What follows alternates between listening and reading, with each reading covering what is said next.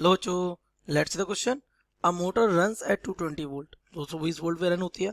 The resistance of the armature is 11 ohm. Armature resistance कितना है? 11 ohm. If the back EMF produced is 198 volt, 198 volt back EMF आता है कब? When at full speed, जब वो full speed पे होती है। Then calculate the current through armature when motor is just switched on. आपको आर्मेचर करंट बताना जब मोटर जस्ट क्या की गई है? स्विच ऑन की गई है। So let's see the key concept of this question. The key concept of this question is, in an electric motor,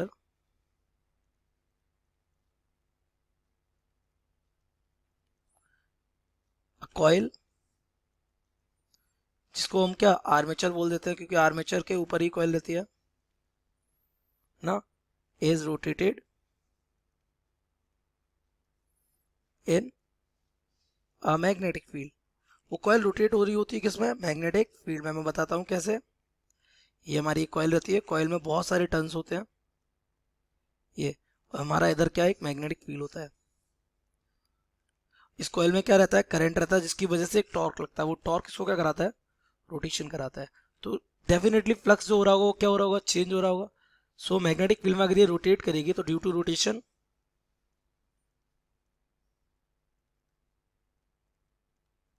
magnetic flux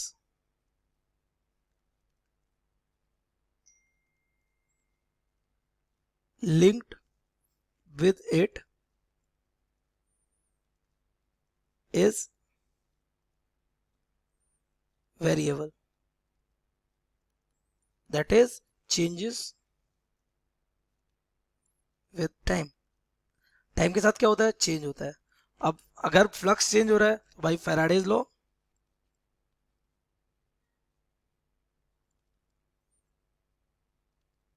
अगर फ्लक्स चेंज हो रहा है ना, EMF is induced in the coil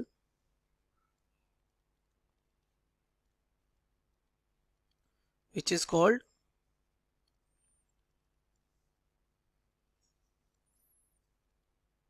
back EMF। और by Lenz law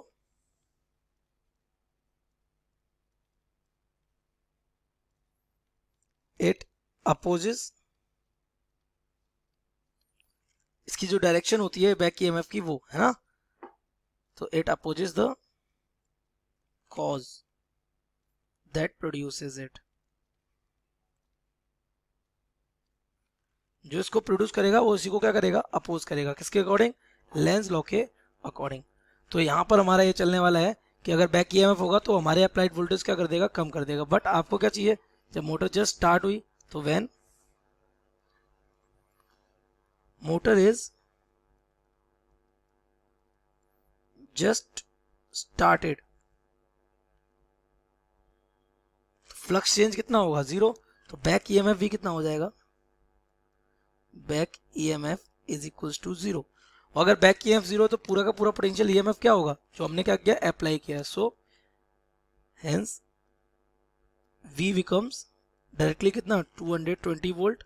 और R आपको given है, R कितना है? R is 11 Om. करंट आपसे पूछ रहा है कितना होगा। सो करंट इन आर्मेचर और द कॉइल,